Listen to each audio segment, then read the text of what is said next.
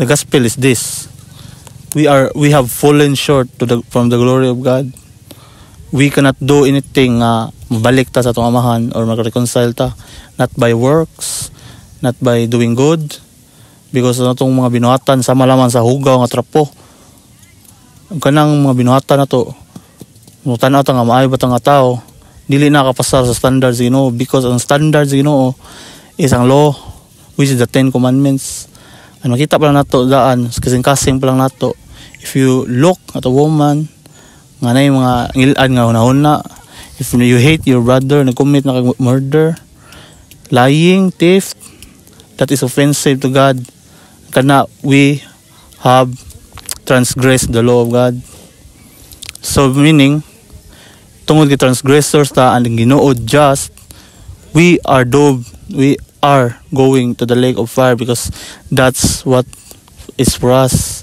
Worthy tayo tambog sa linaw, kalayo sa impyerno, mga igala. Ngunit tungod sa gugma sa Ginoo, sa iyang abounding love sa atoa mga tawhan, iyang gipadala yang bugtong anak si Kristo diri sa kalibutan, para si Kristo ang nituman sa balaod, which is ang 10 Commandments. He came here under the virgin birth of Mary. He came here perfect, without sin. But dito sa cross, siya ang gitrato nga sala dito sa amahan. Adto gibubo ang kalagot sa amahan. Adto gihansak dito kang Kristo, para ang kamaayo ni Kristo, ang mapagka-righteous ni Kristo, ari gibalhin sa tua.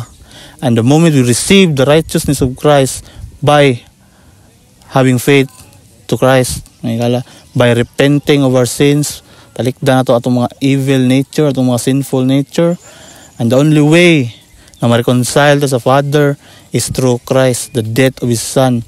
The moment you have believed in Christ, the Bible nga nag-promise sa imuha, ipadala niya ang silyo, ang tatak sa balaang espiritu nga magauban kanimo, nga magtabang og pag-sanctify sa imuha kada adlaw. And the moment dili ang repentance, dili na siya instant, but day by day hantod sa itong kamatayon, mga igala.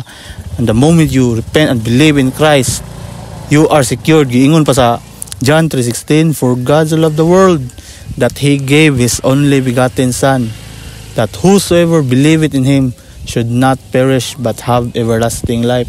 Tataw og klaro sa kasulatan, mga igsoon, ang Ginoo dili bakakon og ni makapasalig ka. The moment you believe in Christ, you have gained the eternal life. Dili na ka imong destinasyon unta tungod sa imong pagkamasala nga tao.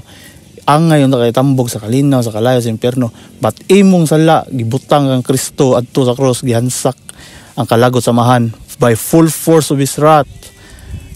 Ang last words ni Kristo sa cross, it is finished, meaning the debt has been paid, mga igala igsoon.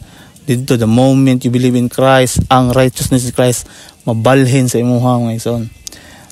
Muna, mga igala, ang the third day na banhaw atong Ginoo, nag-reign sa atong kinabuhi karon, nag-reign aning kalibutan na ang daotan nga once nga nag-reign sa atong kinabuhi, wala na ta ma-enslave. We have been set free from the law of man and the sin nga naglurk sa atong kasing-kasing.